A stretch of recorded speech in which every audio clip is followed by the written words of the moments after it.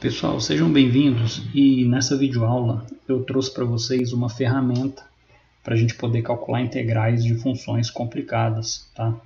Então eu fiz uso do recurso das variáveis complexas, ok?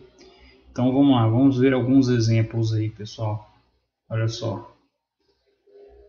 Digamos que a gente quer calcular essa integral aí, olha só. Essa integral é uma integral complicada, né? Dificilmente você vai conseguir resolver essa integral aí por métodos tradicionais, ok? Um outro exemplo de integral complicada também, ó, x menos 1 que multiplica e elevado a x sobre x ao quadrado menos 2x mais 2, de menos infinito a mais infinito. Como é que a gente resolve esse negócio, né? Mais uma integral difícil aí. Um outro exemplo também, x seno de x sobre 1 mais x ao quadrado, tá? Então, são integrais bem complicadas de serem resolvidas, pessoal. Então, para isso, a gente vai usar o artifício, a ferramenta poderosíssima, que é a ferramenta das variáveis complexas. Então, pessoal, vamos nos concentrar nesse exemplo aí, tá? A gente quer calcular essa integral aí bem tosca, tá? Então, eu vou apresentar para vocês a definição do teorema dos resíduos de Cauchy, tá? Pessoal, não se assustem, tá? É aparentemente um pouco complicado, tá, de ler o teorema, mas a gente vai ver como ele funciona na prática, é bem tranquilo de aplicar. Então vamos lá. O que diz o teorema dos resíduos de Cauchy? Seja um conjunto aberto de complexos, né, contendo uma região simples D e o seu bordo gama D, certo? Seja gama função de T, caminho fechado, simples, parametrizando o bordo da região simples D. Seja f uma função de um número complexo derivável no conjunto U, com exceção dos pontos Z1, Z2 até Zk, onde Z1, Z2 e até Zk são os polos de f no interior da região D. Então, a integral no percurso gama parametrizado da função f de complexo, tá? Ela vai ser 2πi que multiplica a soma dos resíduos, tá, da função f nos pontos z1, z2 até zk, ok? Onde o resíduo da função f ele é calculado dessa maneira aqui, ok? É 1 sobre 2πi que multiplica a integral de uma função h de z sobre z menos z0 elevado a m, tá? Isso aí é igual a derivada m menos 1 no ponto z0 sobre m menos 1 fatorial. Aí vocês me perguntam, cara, eu não entendi absolutamente nada, né? Natural, perfeitamente natural, pessoal. A gente não viu um exemplo disso aí aplicado, mas nós vamos aplicar isso aí, tá certo? Então, segue aqui comigo que vocês vão entender como resolver esse negócio. Primeiro passo, polos. O que são? Quem são, né? Os polos são os pontos que tornam a função singular, tá certo? Ou seja, o denominador zero, o que implica que a função tende a infinito, tá certo? Então, os polos são os pontos que tornam a nossa função singular. Então, vamos analisar. Aí eu representei um plano complexo, pessoal. A parte imaginária de Z e a parte real de Z, tá certo? Os polos, pessoal, são os pontos que tornam o denominador zero, que são i e menos i. Olha só, avalia aqui x ao quadrado mais 1, tá certo? Então, se o x for igual a i ao quadrado é menos 1. Menos 1 com mais 1 vai dar zero, tá? O menos i é a mesma coisa. O quadrado de menos i vai ser menos 1, mais 1 vai dar zero, tá? Então, olha só, aqui a gente tem o i, ok? E a gente tem o menos i, tá certo? E avaliando aqui o x ao quadrado mais 9, a gente vai encontrar que também são polos, o x igual a 3i, né? O z igual a 3i e o z igual a menos 3i, tá certo, pessoal? Esse é um plano complexo, tá? Eu ressalto aqui uma observação. A nossa integral é uma integral de x, tá certo? Até aí tudo bem, tá? Mas aqui eu estou representando os polos da função, tá ok, pessoal? o que torna essa função singular, tá certo? Só analisar o denominador e ver para quais valores que isso aqui vai dar zero, tá ok? Então, no plano complexo vão ser esses pontos: 3i, i e menos 3i. E aí, pessoal, eu tracei uma região simples D, tá certo? Essa aqui, essa meia-lua aqui, essa semicircunferência aqui, ó, onde está seguindo aqui as setinhas amarelas, é o nosso bordo gama D, tá certo? Eu até sublinhei aqui. Então, em vermelho estão os nossos polos da função e em amarelo aqui, com as setinhas, a gente está denotando a borda, tá certo? Que a gente está adotando, tá? E aí eu falei que ela vai aqui de menos R até mais R, tá certo? Vamos lá. A região simples D, pessoal, é essa que eu achurei aqui em verde, tá certo? Então, olha só, a região simples D é essa achurada em verde, o bordo é o que está em amarelo e os polos são os pontos em vermelho. Daí vocês me perguntam, mas como é que eu vou saber qual é esse bordo, qual é essa região simples? Pessoal, adotar sempre a configuração mais simples possível, tá? Poderia ser um quadrado? Poderia. Poderia ser um losango? Poderia. Mas isso ia complicar a nossa vida, acreditem se quiser, tá? Então adotei essa forma aí, essa semicircunferência, né? Essa meia-lua, tá certo? Porque isso vai facilitar os nossos cálculos e nós vamos atingir os nossos objetivos. Então vamos continuar na resolução do nosso problema. Então olha só, pessoal, gama de T, ou seja, gama parametrizada é um caminho fechado, tá? Parametrizando o bordo. Ou seja, o nosso gama é essa borda aqui, tá certo, pessoal? Essa borda em amarelo. E aí, pessoal, resumindo então a ópera toda, o que a gente vai fazer? A gente vai calcular os resíduos que estão dentro da região D, tá? É o nosso primeiro passo. E, em seguida, para calcular o resíduo de ZI, tá? Do ponto que a gente está considerando, por exemplo, ou o ponto 3i, ou o ponto i, ou o ponto menos i, ou o ponto menos 3i. O menos i e o menos 3i não vão ser considerados, porque eles estão fora da nossa região de consideração, tá ok? E aí a gente vai calcular o resíduo para esses pontos aqui, ó, o ponto i e o ponto 3i. Tudo bem, pessoal? Então, pessoal, olha só, como eu falei, para calcular o resíduo de ZI, devemos deixar a função f de forma que f de z seja uma função g de z sobre o z menos o zi, obviamente com o g de zi diferente de zero, tá certo? É a condição do teorema, para aplicar o teorema do resíduo. No caso do nosso exemplo, pessoal, olha só, por exemplo, a gente pega o resíduo i, né? Esse resíduozinho aqui que está dentro da nossa região de interesse. Tá? Para calcular o resíduo de f em i, é só fazer 1 sobre 2πi, que multiplica a integral sobre o caminho do bordo, tá certo? E olha só, a função é a mesma, tá certo? Só que olha só, é função de complexo. Vai ficar, no lugar de x ao quadrado, vai ficar z ao quadrado, sobre...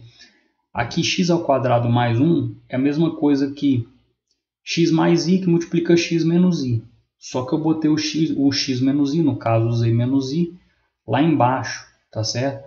Porque a gente quer deixar na forma como eu coloquei aqui no passo B, pessoal. Tá? Então, se o nosso polo é o i, então lá embaixo vai ficar o z menos i, tá certo? E aí o restante da função a gente bota no numerador, tá ok? Tanto é que se a gente aplicar o z igual a i no numerador, ele não vai ser zero, tá certo? Então é a condição do teorema, ok? E aí, pessoal, o que ele chama de função h aqui no teorema nada mais é do que esse numerador aqui, tá certo? Excetuando aqui o fator que é o z menos o polo, tá ok? Então a nossa função h é essa aí. Repara que a nossa função h ela é derivável no nosso polo, tá certo? Ela é derivável no ponto z igual a i. Então a nossa função h ela atende essa nossa condição, tá ok? Aí repara uma coisa, pessoal. Olha o expoente nosso aqui. O z menos i está elevado a 1. Tá certo? Então, nosso m aqui, ó, ele é igual a 1. Tá ok? E aqui vai ficar h derivada a zero em z0. Só que isso aqui é a própria função h. Tá certo? Se fosse 1 aqui no numerador, seria a primeira derivada. Mas não é o caso. Tá certo? Então é isso, pessoal. O nosso resíduo da função f no polo i vai ser h de i, tá certo? Se a gente jogar o nosso expoente aqui, como eu falei, vai ficar a função h de z0 sobre 1 menos 1 fatorial vai dar 1, tá ok? Então é o próprio h de i, ok? E a gente aplicando o h de i, pessoal, basta substituir o z por i, aqui na expressão do h, que a gente vai encontrar que vale i sobre 16, ok? Esse é o resíduo de f no polo i. E aí, pessoal, para a gente calcular o resíduo de f no polo 3i, porque o i a gente já calculou o resíduo, né? Para a gente calcular agora o resíduo do 3i, vai ficar o quê? 1 sobre 2πi, a nossa função, nova função h, tá? Sobre z menos 3i. Então, da função original, a gente só isola aqui o z menos 3i no denominador. E o resto que sobrou da função a gente deixa no numerador. Sempre observando se o numerador é derivável no ponto 3i. Tá ok, pessoal? E aí, como o polo é simples, tá? No caso aqui, porque o expoente aqui é 1, basta aplicar a função direto no ponto que a gente está trabalhando, tá? Que é o ponto 3i. Se o polo não for simples, por exemplo, se aqui for um expoente 2, basta usar aquela formulazinha vermelha que eu botei aqui. Vai ser a derivada mésima menos 1 de h, né? No ponto, sobre m menos 1 fatorial. Okay? Onde m é o expoente aqui do nosso polo, tá certo? Então aqui no caso, para calcular o resíduo da função f no ponto 3i, vai ser menos 3i sobre 16, tá ok? Basta substituir o z igual a 3i aqui na nossa função que está em roxo, tá ok, pessoal? E aí, pessoal, agora é só partir para o abraço, tá certo? Olha só, atendendo às condições do teorema dos resíduos, a integral de menos r até r da nossa função, tá ok? Ou seja, eu estou fazendo a integração aqui, ó, no eixo real, tá certo? Significa essa primeira integral aqui, tá ok? Essa segunda integral aqui, olha só, essa segunda integral aqui, nada mais é do que a integração desse caminho aqui, ó, tá certo? Que a gente está considerando os valores complexos da nossa função, tá ok? Então, somando essa integral, primeira integral aqui com essa segunda integral, a gente está fazendo a integral no parâmetro gama, tá certo? No caminho gama, tá ok? Parametrizado, tudo bem? E isso aqui tem que ser igual a 2πi e multiplica a soma dos resíduos.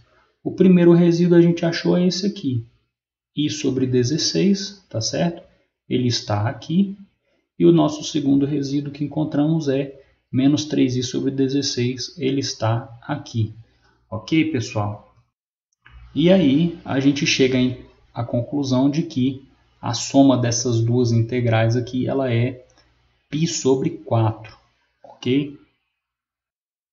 Basta fazer a multiplicação aqui, ó, 2πi que multiplica essa soma aqui, tá ok? Vai dar π sobre 4. Só que repara comigo, pessoal, essa integral aqui, ó, ela não nos interessa, né? Por quê? Porque o nosso problema inicial é esse aqui, ó, né? Então vamos dar um jeito de entender o que significa esse cara aqui, tá? Repara que essa integral aqui do começo, ela é muito parecida com essa aqui, ó. Só que aqui é de menos r até r, tá? E aqui é de menos infinito a mais infinito. Vocês vão entender que eu vou fazer um limite com esse r tendendo a infinito. Mas calma que isso é um passo mais lá na frente. Então vamos lá, acompanha aqui comigo. Concentra agora só nessa integral, pessoal. Essa integral aqui, tá? Então essa integral ela está aqui, ó. ok? Sobre a curva, né? Aquela parte curva, meia-lua aqui, tá ok? A gente está fazendo essa integração aí, tá? O que eu estou dizendo? Que ela, absolutamente, ou seja, em módulo, ela é menor ou igual a um valor m vezes um valor L. Por quê? Porque olha só, isso aqui em módulo, ele vai ser menor ou igual a um valor m, tá ok? E como vai ser um valor m, por exemplo, constante, essa constante vai sair da integral e vai ficar a integral só do dz, tá certo, pessoal? E a integral do dz sobre a nossa curva vai ser o quê? Vai ser 2πr sobre 2, né? Então vai ficar πr. Tá ok, pessoal? É só uma palhinha do que a gente vai fazer logo em seguida. Olha lá o que eu falei para vocês, ó. O módulo de z ao quadrado sobre z ao quadrado mais 1 que multiplica z ao quadrado mais 9, ele é em módulo menor ou igual a m, tá certo? E aí vai ficar a integral de m dz. Só que o m é um valor, uma constante, né? Ela sai da integral e fica a integral de dz sobre a curva do raio, né? Então vai ficar m vezes L, que é o comprimento da curva. Tá ok? Então vamos prosseguir. Primeiro a gente parte desse módulo aqui, né, pessoal? Esse módulo aqui do integrando, tá certo? Isso aí é sempre menor ou igual a isso daqui, tá? Até aí tudo bem. Tranquilo de entender. O módulo dessa divisão é a divisão dos módulos, tá ok? Repara que nesse passo seguinte, pessoal, eu só representei esse módulo aqui e esse módulo aqui pelas respectivas desigualdades triangulares, tá? Esses módulos aqui, ó, eles vão ser sempre maiores ou iguais ao módulo da diferença dos módulos. Então, se esse denominador aqui for menor, significa que essa expressão aqui ela vai ser maior, tá ok? Por isso desse sinal aqui, tá? Então pausa o vídeo aí, dá uma analisada com cuidado, vocês vão ver que isso é verdade, tá ok, pessoal? E aqui nessa observação eu falo aqui, ó, mais na curva CR, ou seja, na nossa meia-lua lá, o módulo de Z, ou seja, aqui está a origem, né? Aqui está o eixo Y, aqui está o eixo X, né? Assim que a gente chama, né? Parte imaginária, parte real. Então, o módulo de Z, pessoal, olha aqui, ó. O módulo de Z é o próprio raio, tá ok? E aí, nesse conjunto de passos aqui, eu só substituo o módulo de Z por R, tá ok? Então vai ficar, vamos chegar aqui que é R ao quadrado sobre R à quarta menos 10R2 mais 9. E então, lá daquele raciocínio anterior que a gente fez, o L, o comprimento da nossa curva, vai ser πr, tá? Ou, como preferir, 2πr dividido por 2, né? Porque é só uma meia-lua, tá ok? Então, o L vai ser πr. Então, a gente tem o M, né? Aqui está o nosso M e aqui está o nosso L. Tá certo, pessoal? E aí eu botei esse lembrete aqui, só o desenhozinho para vocês lembrarem a região que a gente está considerando, né? Aqui, vai subindo aqui, desce aqui, volta para cá. Então a nossa região é essa meia-lua e os polos a serem considerados são o I e os 3I. Tá certo, pessoal? Então, do começo aqui, ó, o nosso ML, ele vai ser πr3 sobre r à quarta menos 10r ao quadrado mais 9. E se a gente fizer o limite de ml para r tendendo a infinito, ou seja, o limite disso aqui, ó, para r tendendo a infinito, vai dar zero, né, pessoal? Só dividir todo mundo aqui por R3, né? Vocês vão ver que o denominador vai para infinito, tá? Aqui fica π e o denominador vai para infinito. Então o limite vai ser zero, tá ok? E aí, pessoal, veja que se o limite vai para zero, para r tendendo a infinito, se a gente aplicar o limite aqui de tudo para r tendendo a infinito, essa integral aqui vai para zero, tá certo, pessoal? E aí, o que sobra para a gente é que a integral de menos infinito até mais infinito de x ao quadrado sobre x ao quadrado mais 1, que multiplica x ao quadrado mais 9, dx, é igual a π sobre 4. Pessoal, é isso. Essa é a aplicação do Teorema dos Resíduos de Cauchy, uma ferramenta poderosíssima para resolver integrais mais complexas, tá? Esse foi um exemplo, acreditem se quiser, bastante simples. Tá? A gente pode colocar integrais aí mais complicadas e a gente vai conseguir resolvê-las, ok? Então é isso, pessoal. Eu trouxe essa videoaula para apresentar para vocês a ferramenta que é o poder das variáveis complexas, tá certo? Então é isso. Eu espero vocês até as nossas próximas videoaulas. Estou aberto a sugestões e um forte abraço para vocês.